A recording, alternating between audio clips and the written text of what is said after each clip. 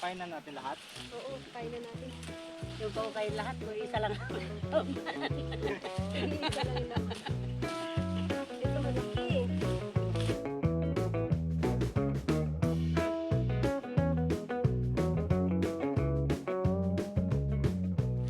Ganito po yung magiging result. Bawat isa. So yun mga kabukids, ito na po yung improvements dito sa ginagawa kong DIY incubator.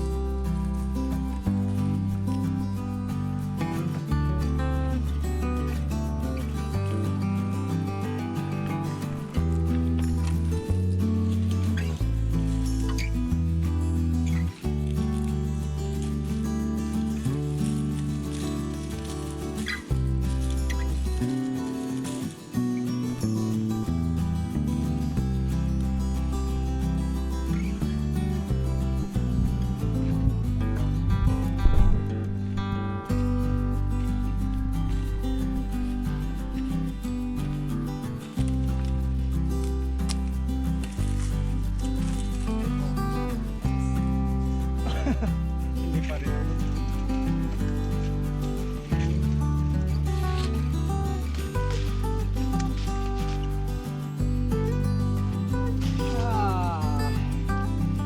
Guys, yung aming kasoy namunga ng patola.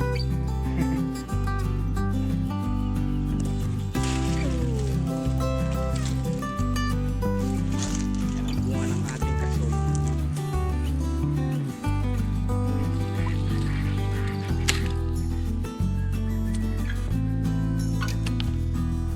Meron tayong upo na Coca-Cola body.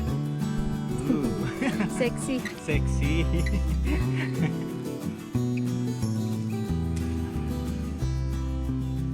Ang palaya. Magandang araw mga kabukids. Ayan ang ating harvest of the day guys. Marami ulit. Marami kaming napitas na upo na naman. Ampalaya, okra, sitaw. Yan, marami rin yung ano to, bataw. Ayan o. Marami. So yung bataw po hinahalo na namin sa mix na pang sigang, panggisa. Ayan. So ginagawa muna namin ngayon para dagdag doon sa benta ni Mama B.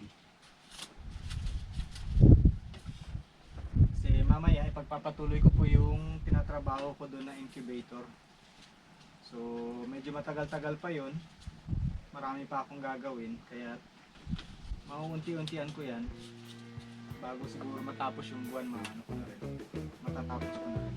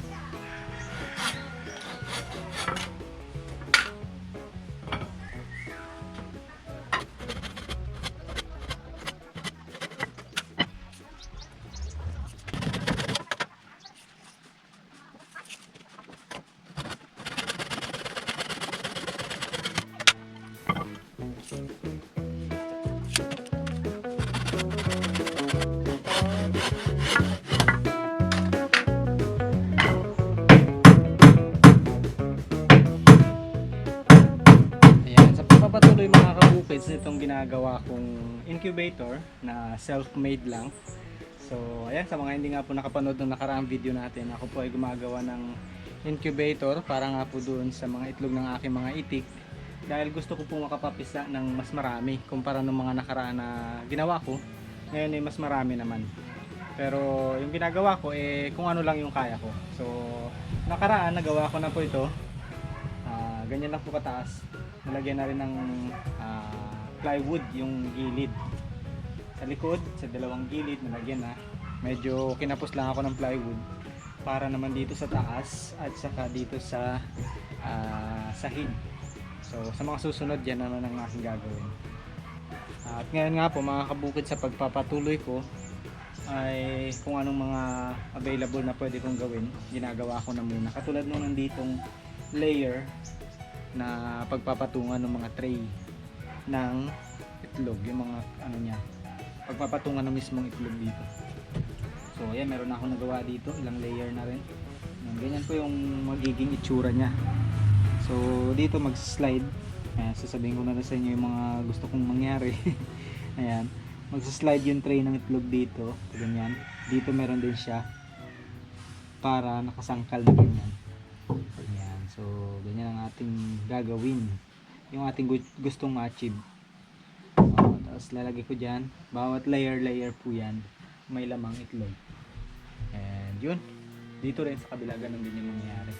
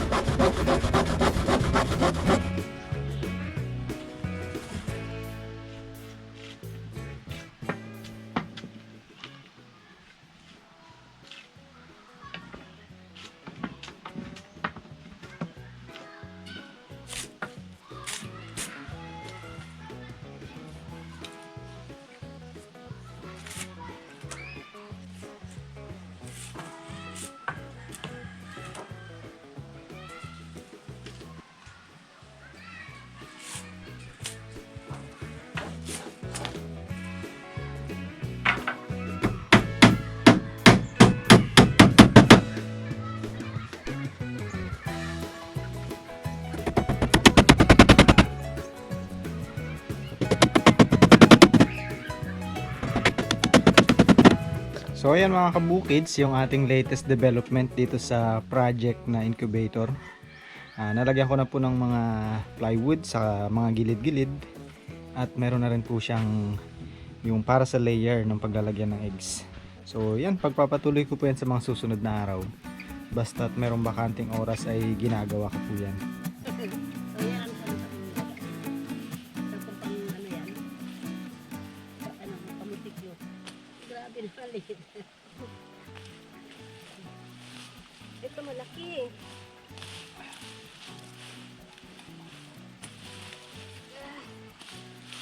Kain na natin lahat. Oo, kaya na natin. Yung pa kayo lahat, o isa lang. Sige, isa lang yung naman. Baka kulang pa sa atin tatlo.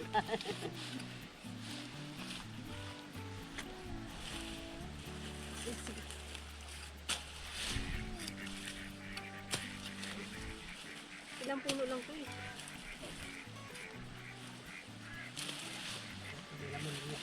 Iya.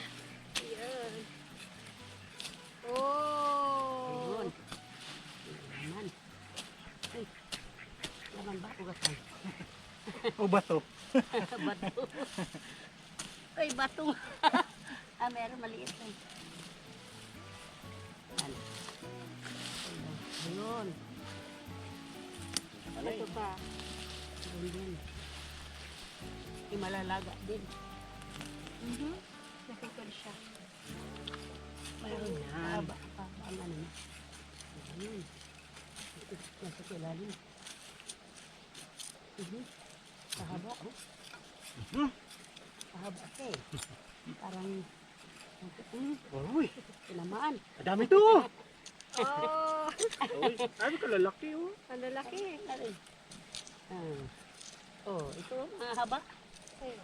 Oo. Oh, tamang-tama yung laki niya. Tama lang. O, ito yung mga tilalagyan. Oo nga pala. Punuin natin. Punuin nga natin. Isa lang. Meron pa yan. Ito nga, dalawa oh.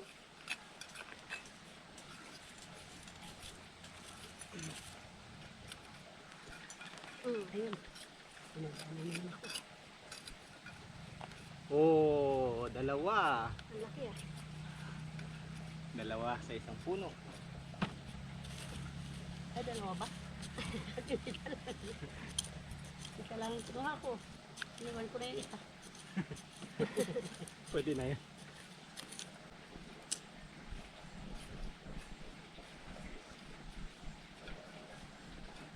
Wow. Uy, nabali. Ay, may konti lang. Hindi na lang. Ay, may tamaan. Okay sila. At yata natamaan mo na.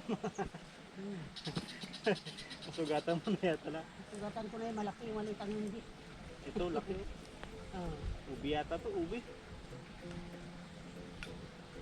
Oo, ito mas malaki. Malakihan tayo ng nakuha. Sige, palakihan tayo. Oh.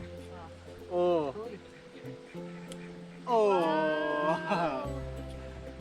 Ah, sa akin malaki din to. Tiyara! Malaki na eh.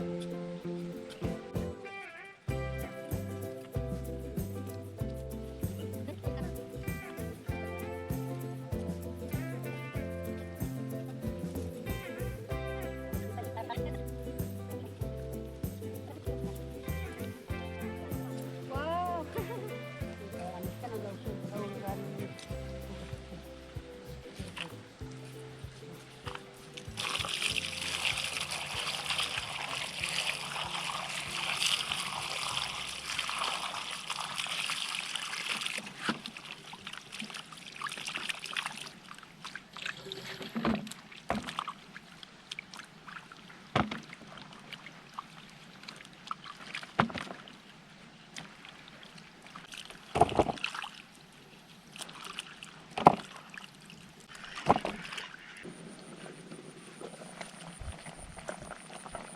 Malambot na.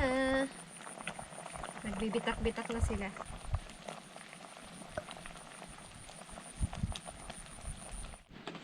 Kaya nga siya nagkakita ang ulo ko. Hindi na ako nakakita. Ako din nung nakaraan, nalipasan ng kape mo, sakit ang ulo ko. Hindi talaga pwedeng malipasan. Gamot kasi ang kape. Kaya nga nakaka-addict na. Pero ako, pag wala, hindi na ako naghahanap. Wala ako naghahanap naman ito. Pero kung meron, nakikita ko. Kape-kape! Ba, nasaktuhan ko yung naputol kanina. Saan nakaputol nito? Kaya tayo mga kabukid. Kape tayo. Ang ating bisita, paus. Nag-concert.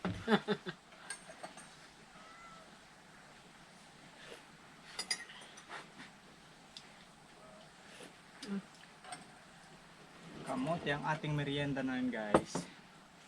So, ladies' choice. Yan. Oh, very hot. Mainit.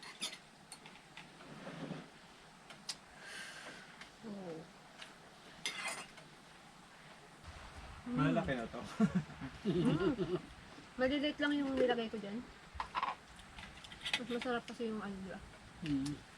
Yung malalaki gawin natin banana cue. Banana cue. Kamutik yun. Kakamote cue pala. Ano kay? Mainit nga, mainit. Gusto mo kamote? Mm. Sarap siya. Sarap. Try mo ma.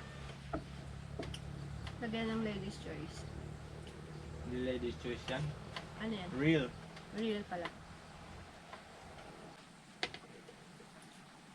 Testingan natin ng may mayonnaise.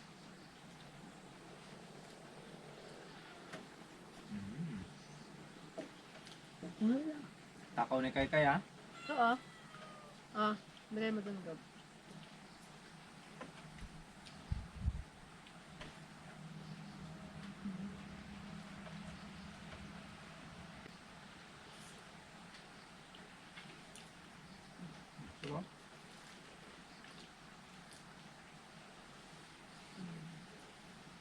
ice cream. Yummy. Sarap siya mga kabukids. Try nyo po kapag nagkataon na meron kayong mayonnaise. Ito kasi mayonnaise na to medyo maalat-alat.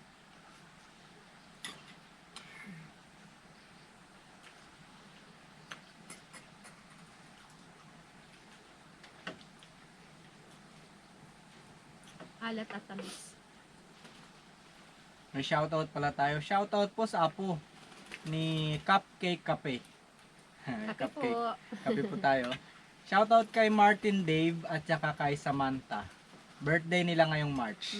Happy birthday. Happy birthday sa atin, mga March Ka-birth month mo. birth month ko ay March din. So happy birthday sa inyong dalawa, Samantha and Dave. Ayan. Shoutout din po sa mga hindi ko nabasa. Pasensya na po kayo. Shoutout na lang po sa inyong lahat na nanonood ngayon, guys. And yun, ingat po kayo lagi.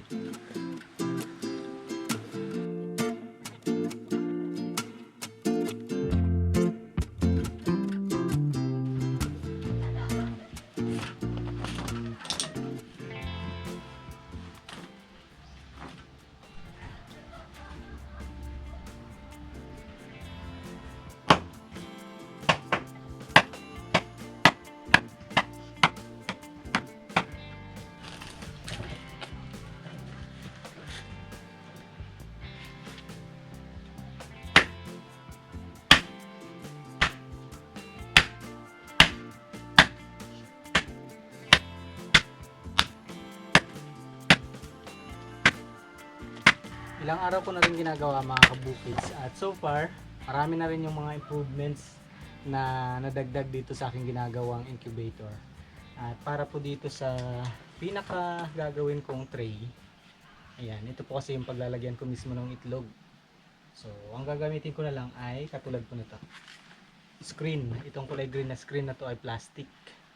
Yan na lang yung gagamitin ko. Mas madali kasi siyang i-cut at yan, madali siyang i-cut at ihulma para dito sa tray.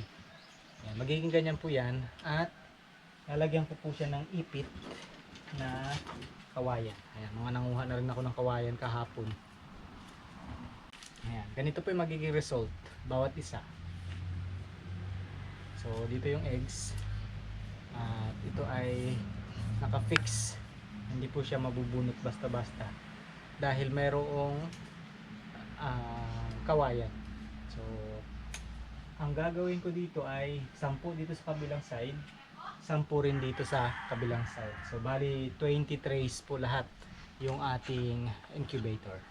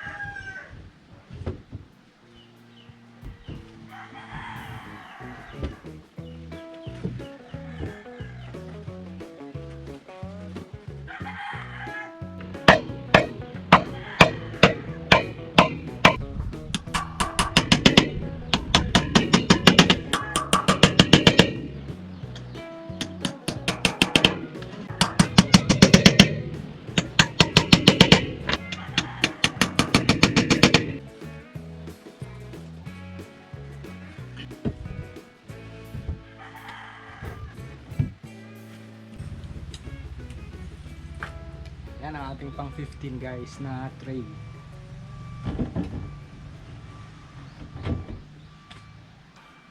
So yun mga kabukids, ito na po yung improvements dito sa ginagawa kong DIY incubator.